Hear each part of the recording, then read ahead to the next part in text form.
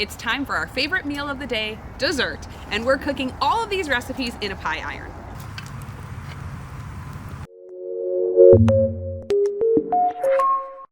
Pie irons can be used over campfire coals. They can also be used on a grate elevated above a larger campfire, and they also work if you just have charcoal and you can set your pie iron right on top.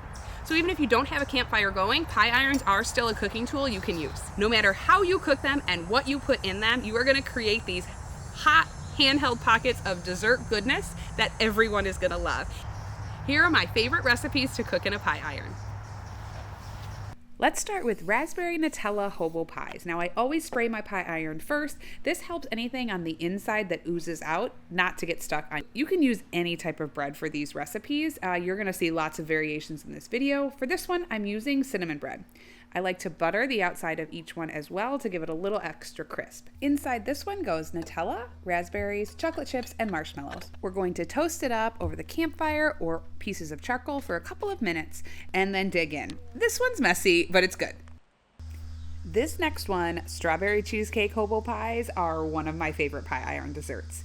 I love making this one with pie crust. I use refrigerated pie crust and cut it into squares. Sometimes I have to cut a little bit off the edge if it's a circle dough to make it fit, and then I just kind of press it all together, and it works. I like to butter the outside again to make it crispy.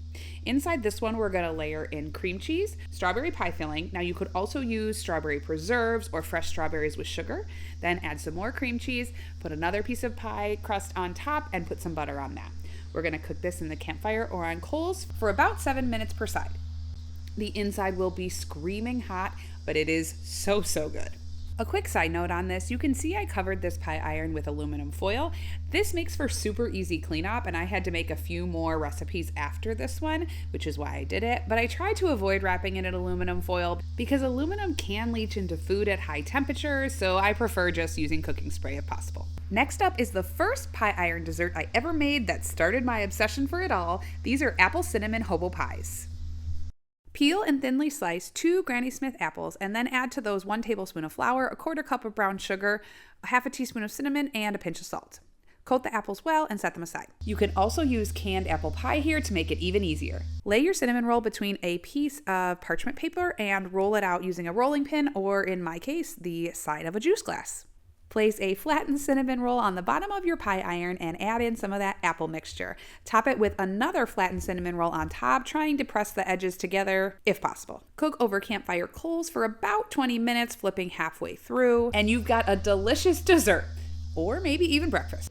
Cherry chocolate hobo pies are so good and so easy. We're gonna follow the same steps as the others. Spray your pan, butter your bread, and then add the filling. For this one, we're gonna add semi-sweet chocolate chips and cherry pie filling, and then a few more chocolate chips on top before we close it up with some bread and toast it over the campfire or over campfire coals. This one cooks up really quickly. It only needs to toast and heat through. If you like dark chocolate, I'd highly recommend using it in this one. My kids won't eat it, so I use semi-sweet, but it's so good with dark chocolate. And somehow we're already on to our last one. I don't know how dessert always goes by so quickly. This one is one of my favorites as well. We're making turtle cheesecake hobo pies. I like using pie crust in this one too, but any type of bread works. We're gonna layer in cut caramel, chocolate chips, and some cinnamon pecans. Spread cream cheese on the inside of one or both pieces of the crust. Butter the outside of that pie crust and cook over campfire coals or charcoal. You can see I let this one cool down because it was so hot to hold, but the caramel will be ooey and gooey if you eat it while it's still warm.